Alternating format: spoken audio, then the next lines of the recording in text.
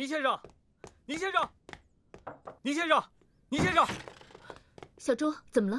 报社出大事了，我找倪主编。啊，我爸昨天晚上不是去报社了吗？没有啊，主编是打电话说要过来，可是一直没等到他人，却等来一队宪兵和警察，以联合执法的名义，让我们用这份通稿发社论。宪兵帮助警察维持治安，联合执法，简直胡说八道！哎呀，我爸肯定出事了。小周，我跟你去找他。小慧，你冷静点。你让我现在怎么冷静？爸爸一夜都没回来，肯定是出事了。可是现在一点线索都没有，让我们怎么找？小周啊，你先回去。小慧，还有我呢。这样，你在家里等电话，要是有电话打来，要赎金，那就好办了。他们的目的只是为了钱，是单纯的绑架。如果没有电话，那只可能是警察和宪兵干的。云山，我真的很担心，爸爸万一遇到不测的话。小慧，爸爸不会有事的，你在家等我啊。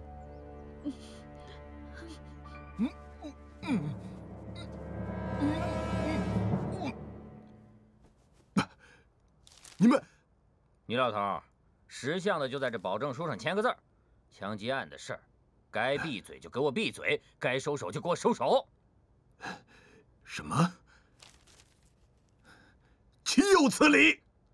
我倪修凡已过知命之年，向你们这些不孝之徒低头，想都别想！敬酒不吃吃罚酒。阿三，嘿，干什么？你们要干什么？无耻！流氓！无耻！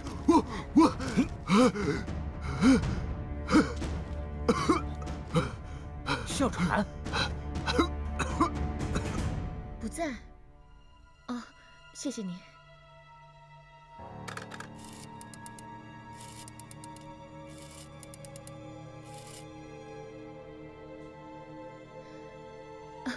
喂，翟伯伯，我小慧啊，我想问一下，我爸爸在您那吗？哦，没有啊，谢谢你。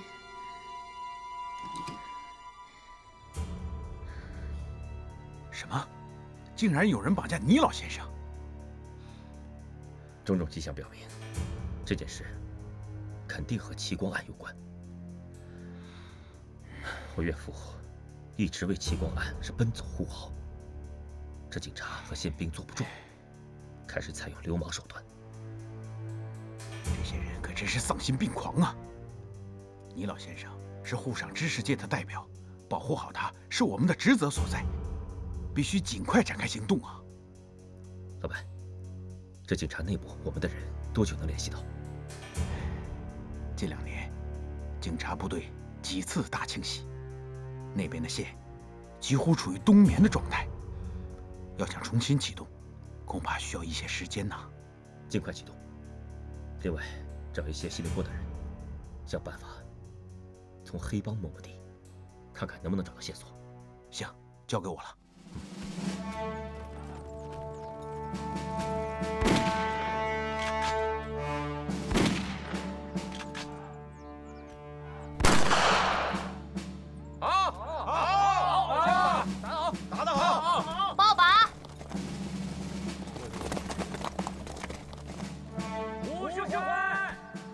50环，团长你太厉害了！100米距离你居然还能射中！陈团长可是有名的女神枪，别说100米，200米都能中靶心。你们这些兵蛋子啊，平时训练不好好练，光是会拍马屁是吧？给我回到射击位去！团长，您再给露一手呗，这些兵蛋子们还没见过您露绝活呢。哎，对，您露一手，露一手。感情我今天是不露一手就镇不住你们了，是不是？转靶。这角度也太小了，能打中？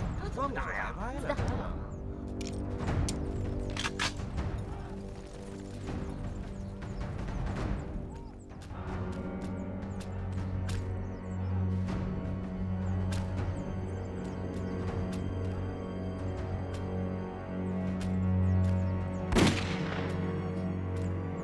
么脱靶了？没打中啊？这这缴获的七九就是用不惯，拿个38过来。拖马枪，那枪我也觉得不好使。这回没问题。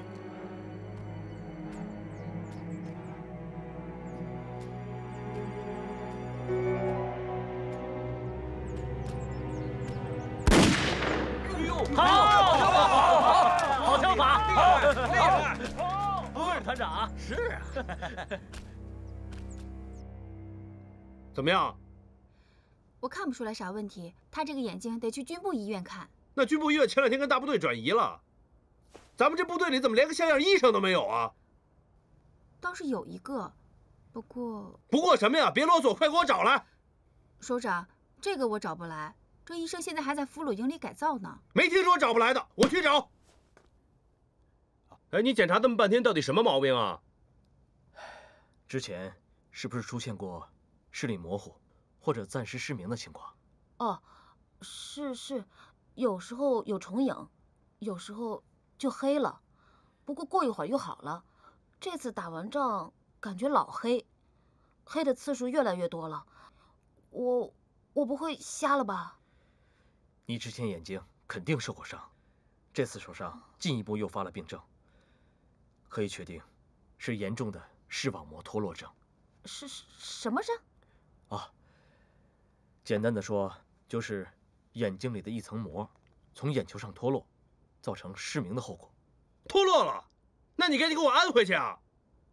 手术是唯一的办法。那就赶紧手术，你还等什么呀？哎呀，眼科手术对医疗条件的要求很高，你们这儿远远达不到标准，更何况现在能做这个手术的医生，在全国也没几个。那我是不是瞎定了？可能性很大。很大个屁！阿满没事啊，阿满，你放心，没事啊。哎，你别哭，阿满你别哭啊！你哭什么呀？你堂堂一个独立团团长，怎么跟大姑娘似的？我就是姑娘呀，我真的要成眼瞎了，我打不了仗了，也没人要我了，咋整啊？有人要。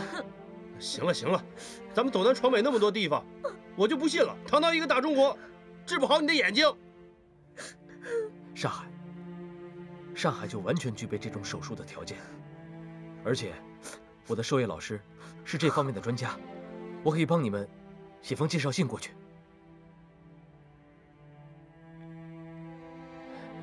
我这是争取进步。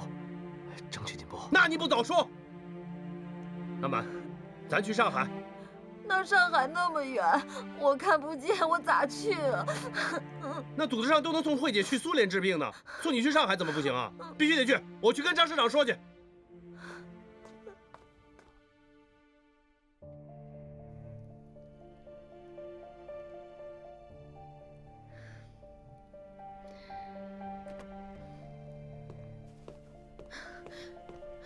小慧，爸爸有消息了吗？都失踪1天了，你说这可怎么办？小慧，家里有接到过索要赎金的电话吗？没有，爸爸回去的地方我都找遍了，可是都找不到他。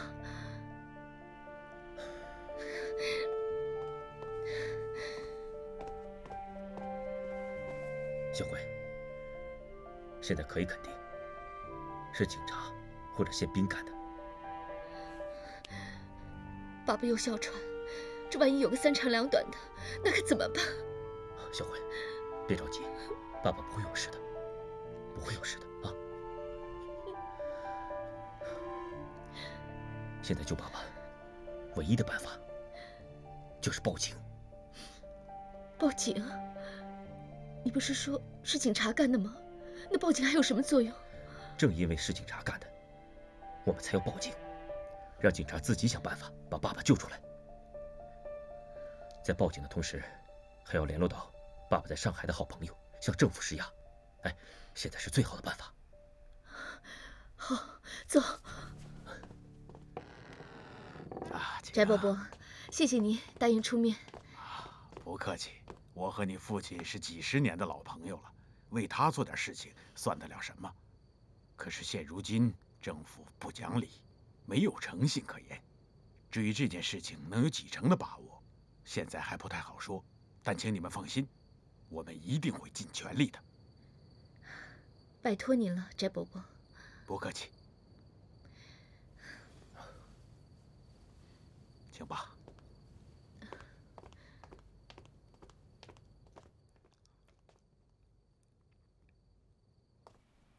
喂，吴副市长。小祖。哎。倪秀凡被绑架这件事你是怎么搞的？事情现在已经闹到市政府了，市长正在发火，善后处理，你看着办吧。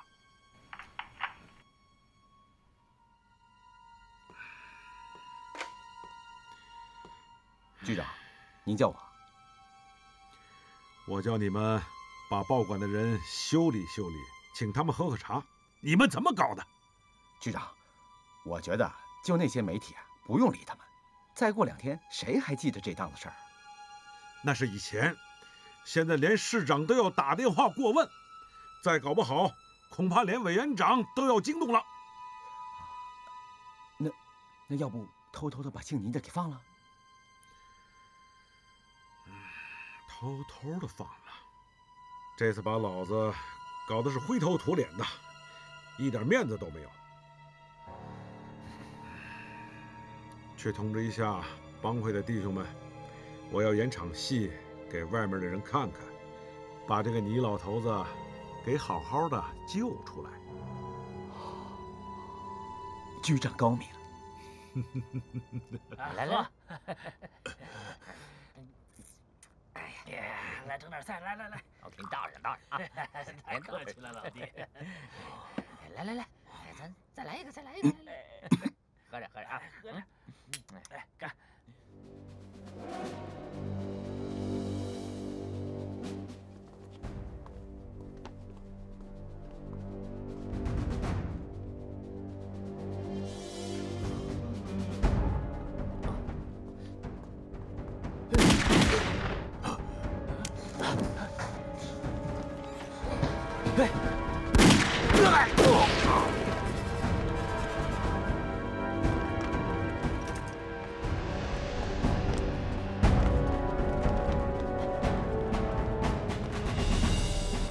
您就是倪老，倪先生吧？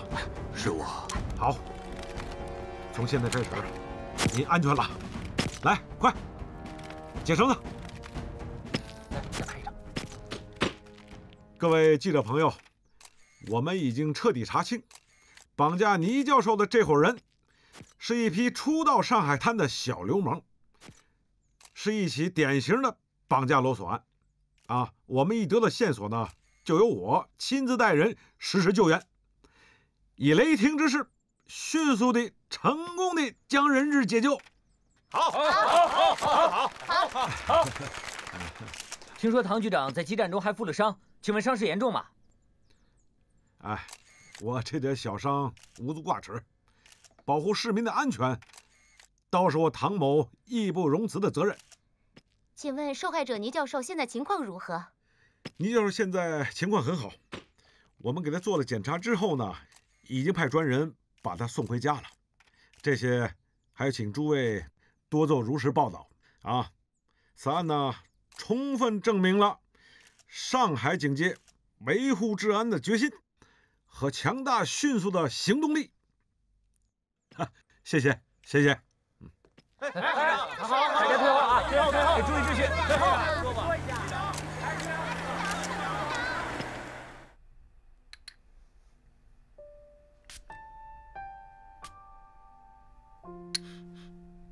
还真香。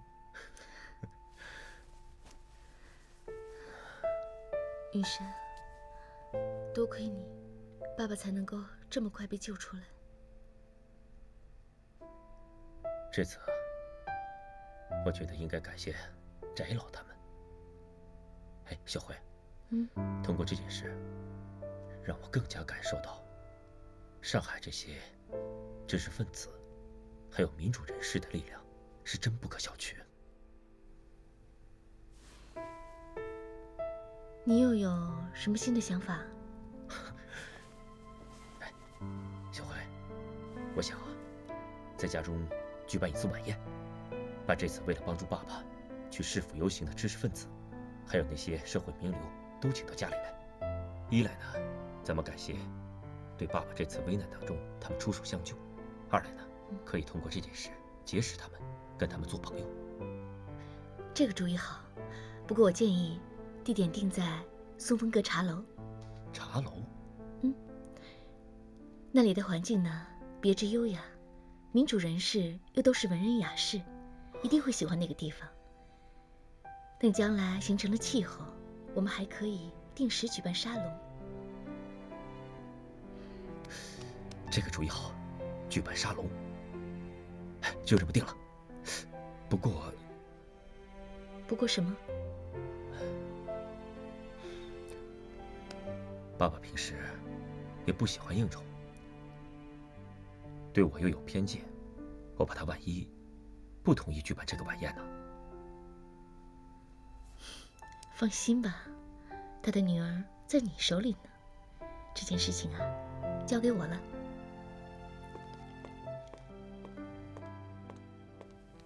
爸。您最爱喝的西湖龙井。好女儿。爸，我有件事情想跟你商量一下。说。我跟贺平呢，想请那些在市政府门口请愿的叔叔伯伯一起聚一聚。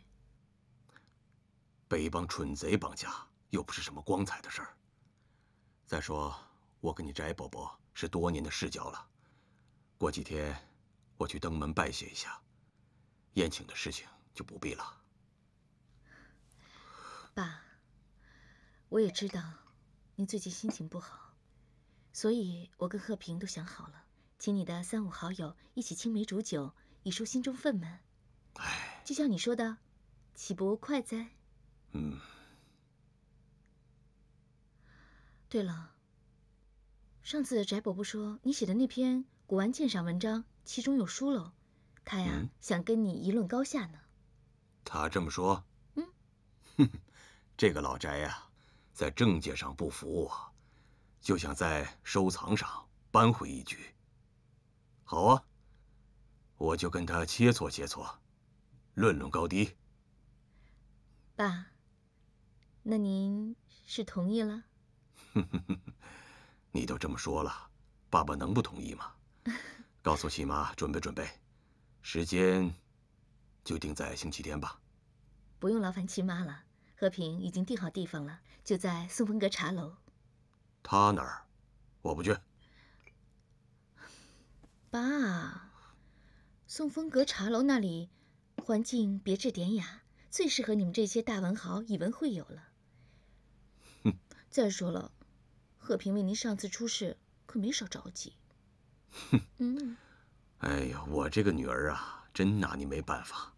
好吧，就定他那儿吧。那我就给翟伯伯发请帖去了。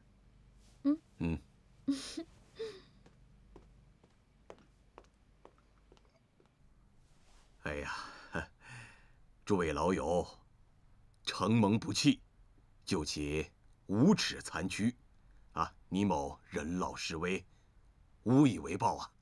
今天呢，略备薄酒，聊表心意。谢谢诸位了。来，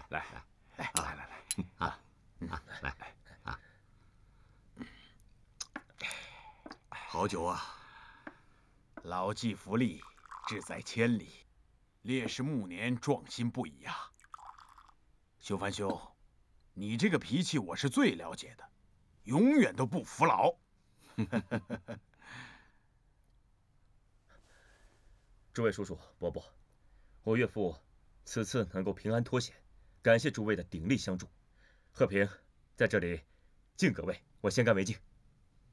来。诸位叔叔伯伯，我岳父此次平白无故遭人绑架，虽说是有惊无险，但身处乱世，难免这种事情还会发生。诸位都是沪上名流，见多识广，晚辈在这里请教，有什么方法能在这乱世当中保全自己呢？经过组织决定，上级已经批准了陈满金同志到上海看病的请求。哦，那太好了。我去打壶水。佟探长，去，忙去吧。哎，怎么样了？啊，组织上同意我去上海了吗？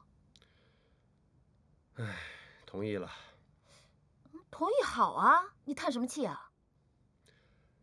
组织上是这么说的，让我陪你去上海治眼睛，然后呢就留在上海做地下工作了。但是吧，但是啥呀？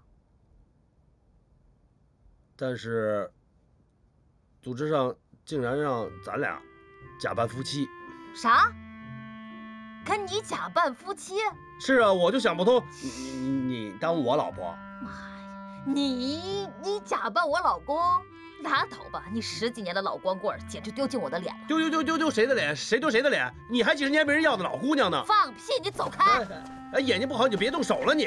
哎，行，哦，我错了啊，好，我错了。我眼睛哪儿不好了？我多利索啊！你看我，我一摸我就摸到这杯子在哪儿。好了，哎，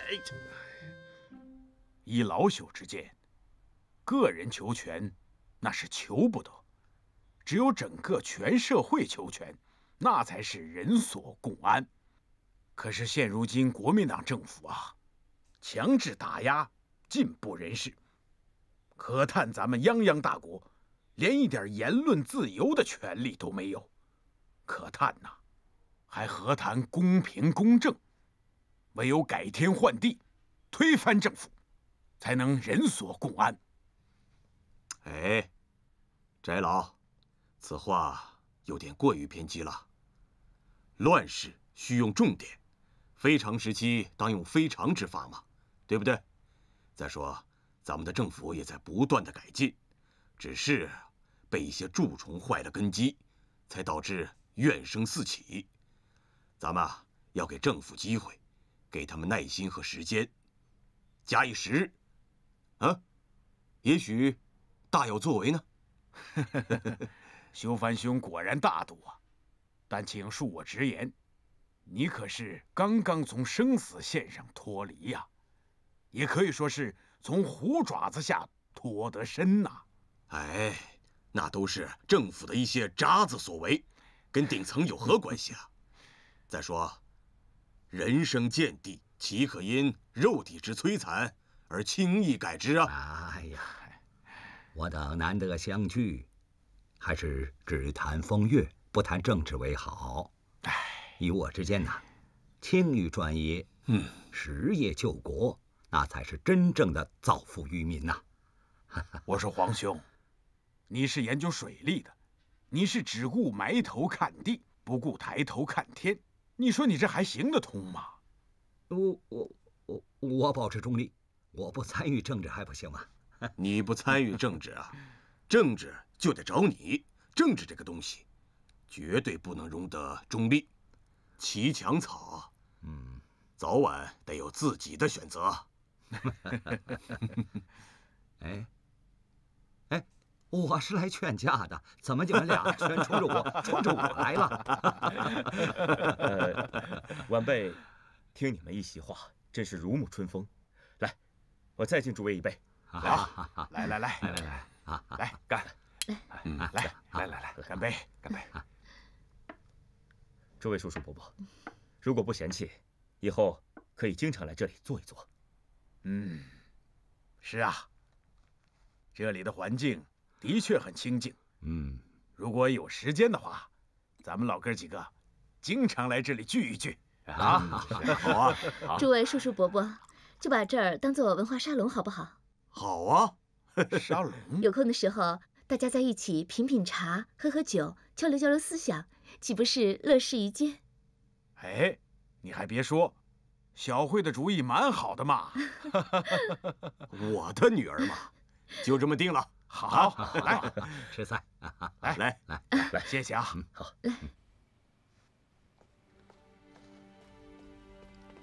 小姐，吴小姐来了。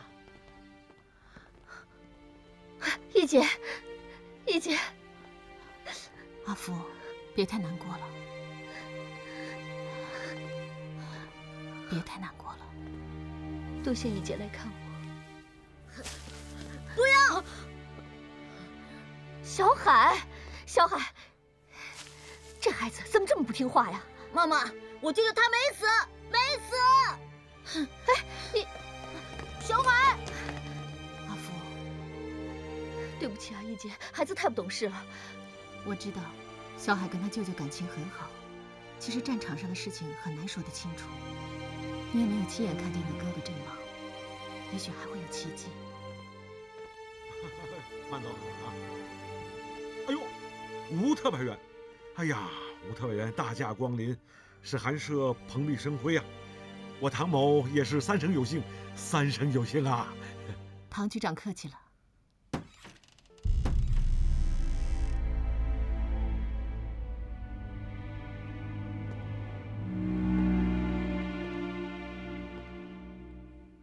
哥，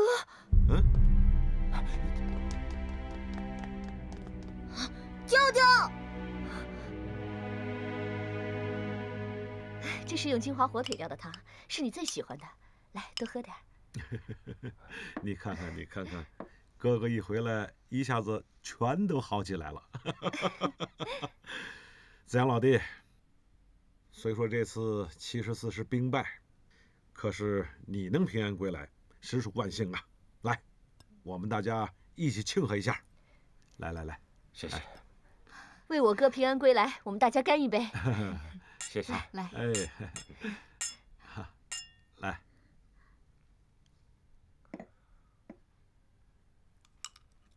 哎，这个吴特派员，今天我们坐在一起同桌共饮，也是唐某的荣幸啊！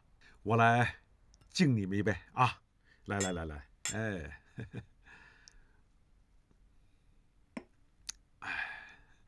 阿福啊，真是没有想到，你看看你认识的朋友，个个都是精英啊！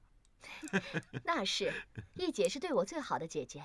想当年在江西的时候，我们家那么多黄金，要不是义姐保着，早就被共产党都给没收了，是不是啊，哥？嗯。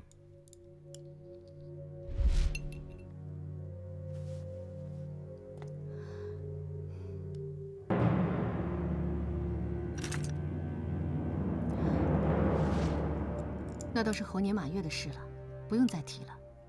再说也是举手之劳，谁家的东西就应该还给谁。特派员真是仁义心肠啊！哎，我听说特派员在江西的时候就很受金国先生的赏识啊。哎，老唐，你消息可够灵通的。当年金国先生在赣南开展新政，推行新经济运动，义姐又是本地人，又学识渊博，当然受到金国先生的器重了。到现在都一直带在身边。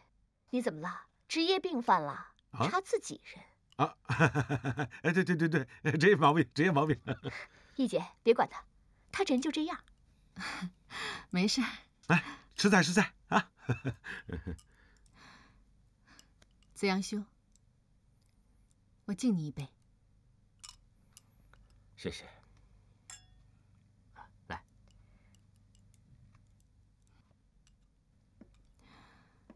这次回到上海，今后有什么打算吗？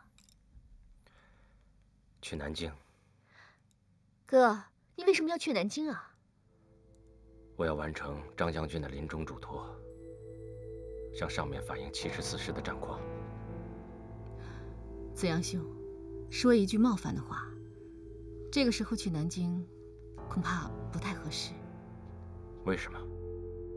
现在南京那边，李天霞为了摆脱罪责，其夫人正在四处活动。据说汤恩伯已经飞到了南京，准备替他说话。这样的传言都已经传到了。哎，这个传言我听说了，说孟良崮这次失利啊，就是因为张灵甫刚愎自用，好大喜功，而且他自己是被共军俘虏枪毙的，不是传说中的为党国尽忠、杀身成仁的。简直胡说八道！张将军及全体74师官兵，个个抱着必死之心，与共军大战3天3夜，直到断水断粮。李天霞这个小人，近在咫尺，却不增援，害得我们陷入重重包围，最后全军覆没。我明天一早就去南京。哎，赞阳老弟，这里边的弯弯绕绕你还不知道。军事是军事，政治是政治。要是政治这杆枪瞄准了你，你甚至长上100张嘴，这也说不清啊。我都已经死过一次了，还怕什么政治？74师这个冤，我一定要伸，谁也拦不住。你能不能听听义姐的？她说的一定没错。阿福，不为74师正名，我死不瞑目。哎。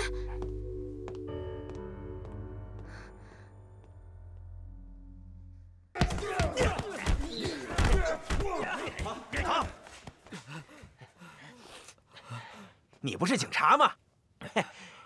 平时还挺牛的，今天爷儿几个揍死你！哎，住手！住手！住手！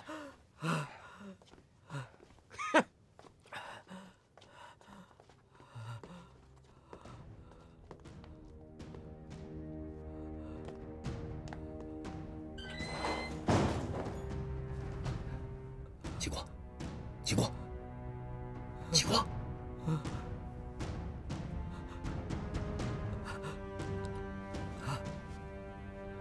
贺大哥，起来！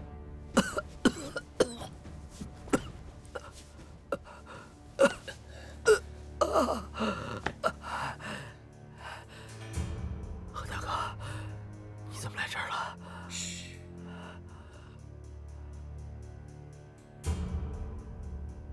齐光，我是劝你出去的。什么？你是让我同意警察局的条件，签署和解书？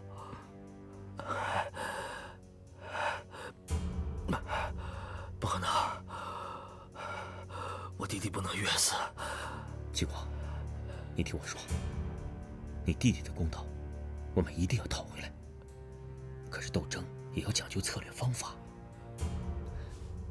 有时候我们妥协一下，往往会得到更好的结果。你听过越王勾践的故事吗？当年越国战败，越王勾践被俘到吴国，被迫给吴王夫差喂马看牧。你想，一个国王忍受着奴隶般的羞辱，其实活着比他死去更艰难，但他忍下来了。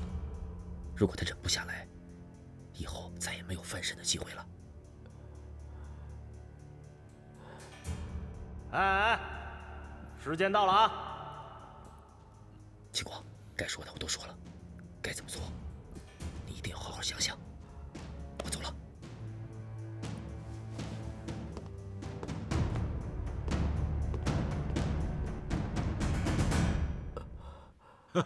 怎么着？这个齐光突然变调子了，服软了？哼，听说啊，被打了几顿，饿了几天，想通了。他呀，决定收回他的证词，并向记者澄清。不过，他提了3个条件。那是什么条件？厚葬他弟弟，给他足够的赔偿，还有这最后一条，他要升职，说是他弟弟的一条命，怎么着也能换他升2级。哼，他还学会谈条件了，哈哈。他提的这前2条还好说，就这升职，哼。他倒是会算计，啊，用他弟弟一条命，换他的升官发财之路。不过这种人，咱们倒是可以用用。局长，像这种见利忘义的人，用他不会将来给咱们找麻烦吧？哎，我跟你说啊，真正有理想的、有节操的人，那是定时炸弹。说不定哪天路见不平，拔刀而起了。只有这种眼前都是利的人，才靠得住，因为他不在乎对错，只在乎自己。那照您的意思，给他安排个什么职位？这码头上不是缺人吗？要说这个齐光呢，干脆先让他到码头上干个再说。嗯，黄警司，吃点水果。哎，你们说的那个齐光是齐慧的哥哥吧？啊，是。来，哎，这种人还不算知根知底呀。他为了他弟弟，这事闹了多久啊？再说了，他弟弟可是为小海牺牲的，这种人不用什么人呐？是，我们不是正打算让他去码头上，做个治安队长是吧？正好看看这小子上不上道。哎，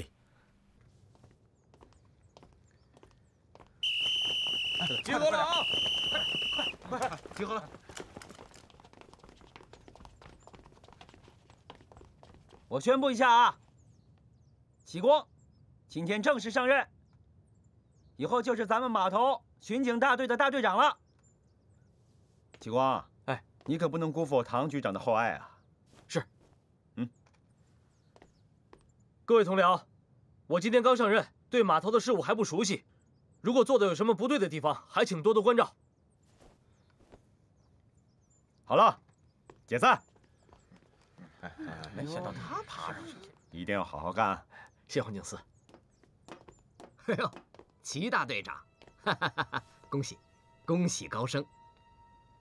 哎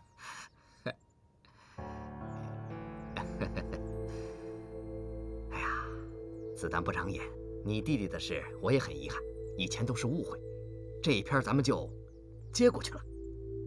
以后咱们在码头好好的共事嘛。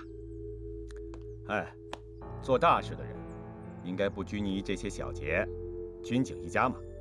以后还要携手把这个码头管理好啊。是，中午我做东，为齐大队长庆贺一下，怎么样，黄警司？吕队长太客气了吧？请。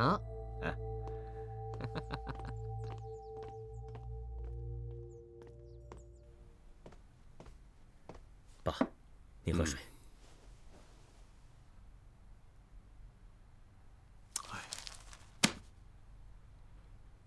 哎呀，真是世风日下呀！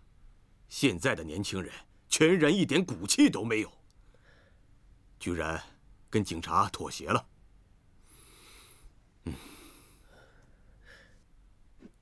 爸，你消消气。也许这齐光是迫不得已。不得已什么呀？他有什么不得已？不得已比他的弟弟生命还重要。像你这种圆滑的生意人，全然不懂节气二字。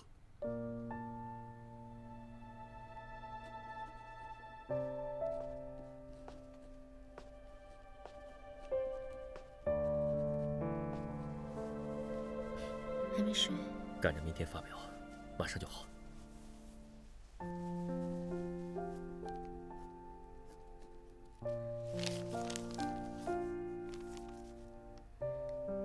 齐光案之我见。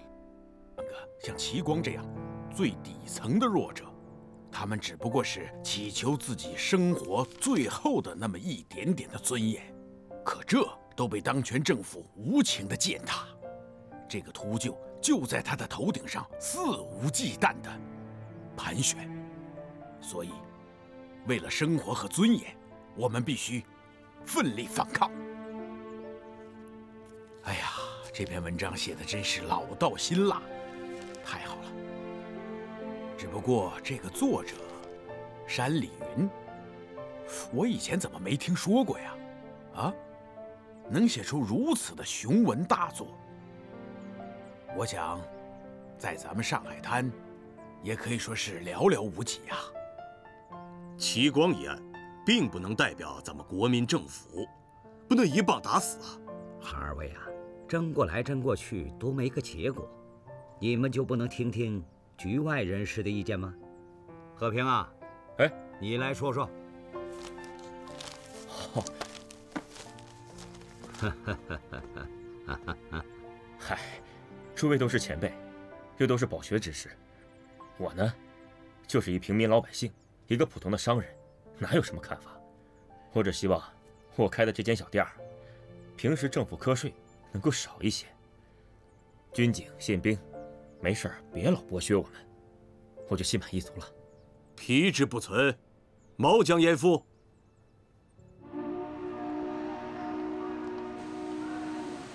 来，哎，阿满，慢点啊！哎，来，哎，到上海了。这就到上海了？这火车站的味儿也太难闻了。都说上海好，这也好不到哪儿去。你懂什么呀？这人多了，那才有味道呢。哎，来。你好，你是童广进吧？是。家乡怎么样？好年景，风调雨顺。哎呦，哎，怎么回事啊？你小子再敢来南京上访，我弄死你！有点堵人呢。小心点，上车吧，走。嗯。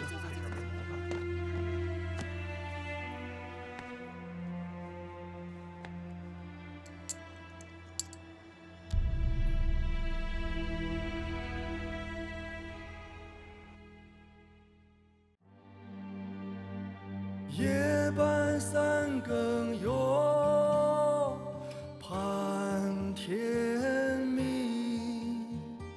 寒冬腊月哟，盼春风。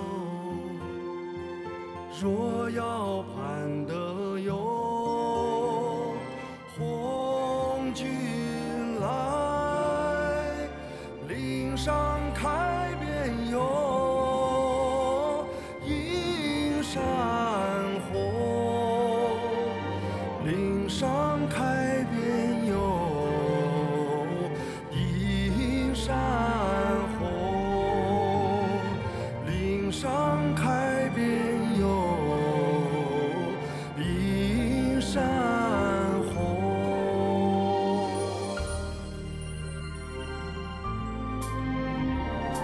夜半三更哟。天明，寒冬腊月哟，盼春风。若要盼得哟，红军来，岭上开遍哟，映山红。盼得哟，红军来，岭上开遍哟，映山红。若要盼得哟，红军来，岭上开遍哟。